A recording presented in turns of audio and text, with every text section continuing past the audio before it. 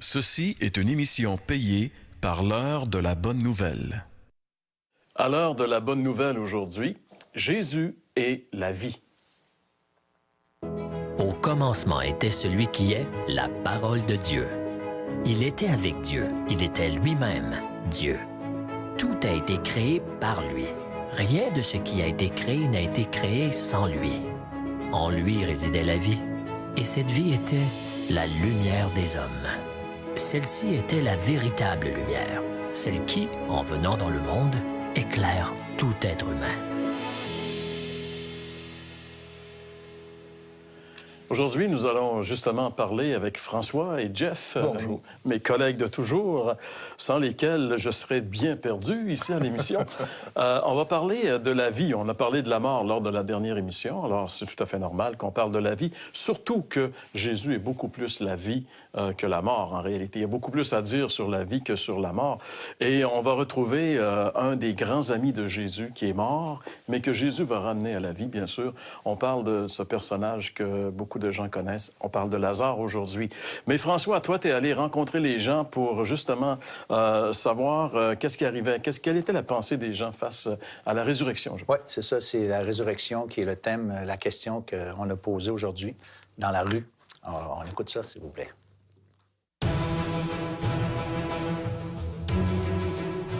Qu'est-ce que vous pensez de la résurrection? Est-ce que vous y croyez?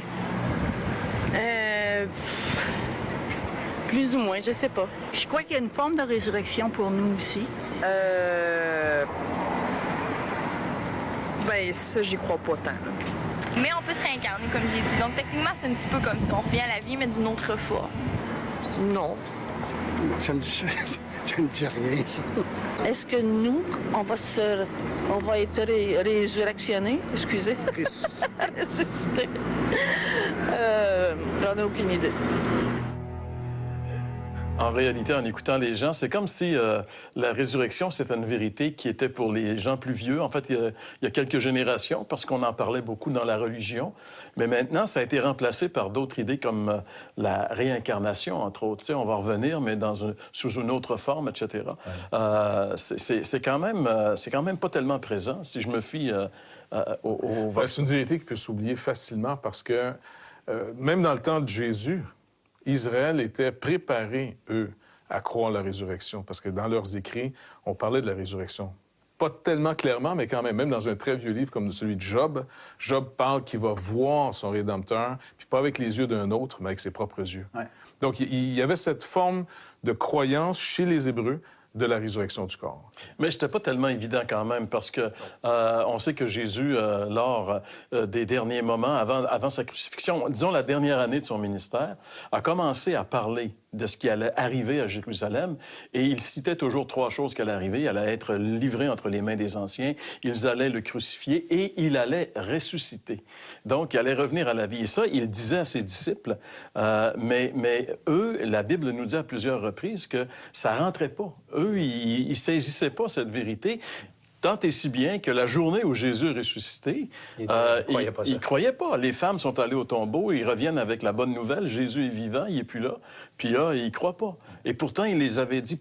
C'est juste pour démontrer jusqu'à un certain point que cette vérité de la résurrection, elle est difficile à accepter parce que lorsque quelqu'un est mort, en général, il est mort, on ne le reverra plus. Ça, c'est la pensée générale. La résurrection, on dit non, il va revenir. Et même quand Paul est à Athènes et qu'il se met à prêcher, à enseigner le christianisme aux philosophes qui sont avec lui, il l'écoute jusqu'à ce qu'il commence à parler de jugement et de résurrection. Et même, il pense que la résurrection, c'est une divinité à cause du nom anastasis en grec de la résurrection. Donc, même pour eux, c'était une notion étrange. Pour les Juifs, c'était quelque chose d'étrange. Et encore aujourd'hui, si on se fie au Vox Pop, c'est une notion qui n'est pas tout à fait... à la mode? Par rapport au Vox Pop, Jean-Pierre, je vais souvent... J'ai souvent des discussions avec des personnes, et pas la résurrection, mais la réincarnation, elle est assez répandue comme pensée. Sauf que, d'après ma compréhension, la réincarnation qui est véhiculée aujourd'hui, surtout ici au Québec en tout cas, c'est pas la même réincarnation d'origine, la pensée qui est quand même beaucoup plus vieille. Parce qu'aujourd'hui, on pense que, regarde, c'est pas grave, on peut s'en reprendre, c'est le fun, on a une autre chance. Mais en vérité, à l'origine, la réincarnation, c'est un drame de revenir parce que ça veut dire que tu n'avais pas passé le test, puis il fallait tout recommencer. Tout un processus épouvantable pour arriver à quelque chose. Alors, on a un peu adapté d'une façon assez légère la réincarnation comme croyance qui est loin d'être celle d'origine. Quoi qu'il en soit, peu importe la version qu'on accepte de la réincarnation, les deux sont fausses. Absolument. Parce que la réalité, c'est la résurrection. Et nous allons en parler aujourd'hui, mais après la pause. Vous avez des questions ou des commentaires sur ce que vous venez d'entendre? Contactez-nous par téléphone ou réagissez sur les médias sociaux.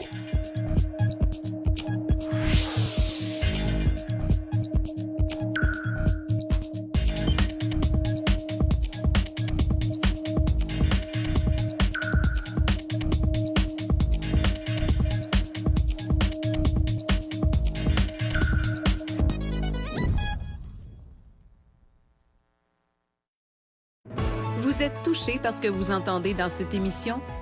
Vous souhaitez poursuivre votre aventure à la découverte de ce visiteur venu du ciel?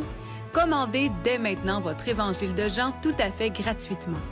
Que vous préfériez lire le texte ou en apprécier l'adaptation cinématographique, cette offre est pour vous, profitez-en. Cette offre a été rendue possible par les ministères d'Aujourd'hui l'Espoir.